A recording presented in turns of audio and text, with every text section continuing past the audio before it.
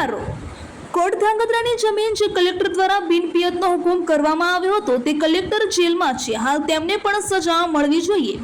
આ છે સરલામૂળીના ખેડૂત ગણપતભાઈ. કવરની કડવી વાણી. ખેડૂતો એક બનો, સંગઠિત શક્તિ થકી આગળ વધો અને ભાજપને હટાવો.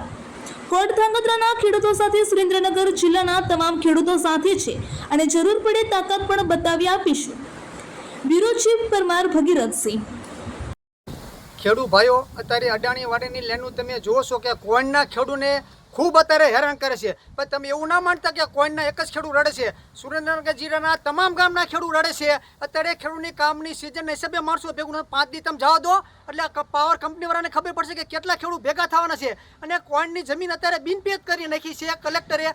કલેક્ટરને ખબર હોવી જોઈએ ને કે બિનપિયત થઈ જાય જમીન તો તમે આના પહેલાં સાઈન ચૂકવી હતી, તારે બિનપિયતની સાઈન નોખી ચૂકવી હતી, પિયતવાળાની સાઈન નોખી ચૂકવી હતી, તો કલેક્ટરને ખબર નથી. અને જો પાક ધિરાણ લેવા જ્યારે જ્યાં હતા ત્યારે ત્યાં પાક ધિરાણમાં 2 જાતના પાક ધિરાણ હોય છે. એક બિનપિયતનું પાક ધિરાણ હોય, પિયતનું પાક ધિરાણ હોય છે. તો એ વખતે સબ રજિસ્ટરવાળાએ, મામલતદારે જેને અત્યારે પિયતનો દાખલો આપીને જે કર્યું હોય કે પિયત છે તો એ બધાના અત્યારે માથે સજા કરો. તમે અત્યારે મામલતદાર માથે અત્યારે કેસ કરવો પડે કાયદેસર સરકારને.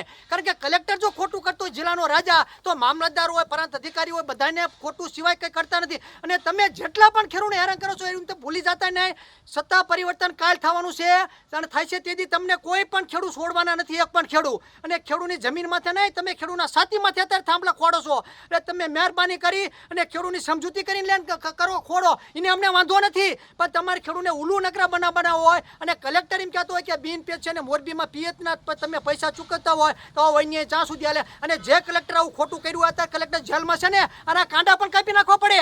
આવું કલેક્ટર જો ખોટું કરતો હોય અને સરકારને પણ ખબર હોય, આખા દુનિયાને અત્યારે ખબર છે કે કોઈમાં બિનપિયત કરી નાખ્યું, તો કલેક્ટરને સરકાર ત્યાં હુતી છે. અત્યારે સરકારને જાગૃત થવું પડે કે આવા કલેક્ટરો જો આવું ખોટું કરતા હોય, મામલતદારો ખોટું કરતા હોય, પાક ધિરાણ વખતે તમે લખી દીધું હોય કે બિનપિયતની લોન વધારે મળે છે અને પિયતની ઓછી મળે, તો મામલતદાર માથે પણ કેસ કરો. ધાંગધ્રાના તમામ માથે કેસ થવા પડે, બધા જેલમાં ઠૂકી દો. તમે ખેડૂતને નકરા લૂંટવાની વાત કરો છો એટલે તરદાન ખેડૂતને પણ હું નમ્ર વિનંતી કરું છું, તમારી પાસે મત મહિના પહેલા લઈ જશો. તમે ખોબે ધોબે મત આપ્યા છે. તમે 30 વર્ષથી કોઈ ગામ પણ મત ભાજપને દેતું આવે છે. આ એનું પરિણામ છે. તમે અત્યારે મત દેવાનું બંધ કરો. ભાજપ સરકાર કાઢો, ખેડૂત વિરોધી છે. એટલે હું તમને જાતરથી કહું છું કે મત ભાજપને ટપકું કરતા નહીં. 2027માં ધારાસભાની ચૂંટણી આવે ને તેથી પણ તમે ભૂલી જશો પાણીની લાલચમાં. એટલે ભૂલતા નહીં. નકર આ સાંભળા અત્યારે આવે છે, હજી થાંભલા જેવું તો કેટલી બીજી વસ્તુઓ બની છે એટલે તેથી તમને ખબર પડવાની છે.